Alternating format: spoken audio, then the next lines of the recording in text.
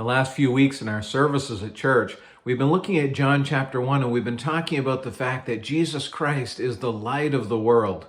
As we come to the end of this passage, we read in John 1 verse 14, where he says this, "And the Word became flesh and dwelt among us, and we have seen his glory, glory as of the only Son from the Father, full of grace and truth." If there was ever a phrase that described what God has done for us, what we celebrate at Christmas time, it's that one.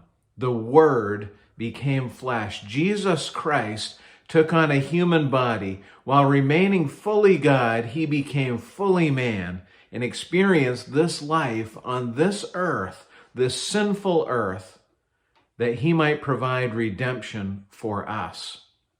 There's so much wrapped up in that phrase, the Word became flesh. But what I want you to think about for just a moment today is the fact that Jesus Christ came to us. He personally came to this earth to fellowship with us, to teach us, to comfort us, to provide for us the very most important thing that we need, which is salvation, forgiveness of sins, hope of eternity in heaven. He didn't send a messenger. He didn't just send a message. He was the message. He came physically, literally to this earth. The Word became flesh, and he dwelt among us. It wasn't just for a moment. It wasn't just to pass judgment. It wasn't just to dole out punishment.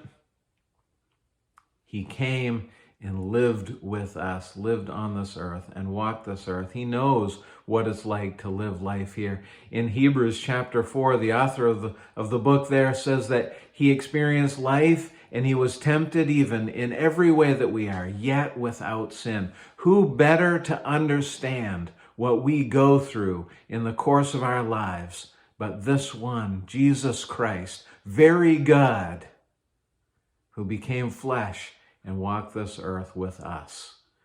Friends, how thankful we need to be for the Lord Jesus Christ, for his grace and mercy which he shows. And my challenge to you as we close out this year and head into whatever it is that God has in store for us next year is to cling to the one, God himself, Jesus Christ, who walked this earth to provide salvation for you. I hope you have a great end of the year, and we look forward together to the very best new year of serving God together.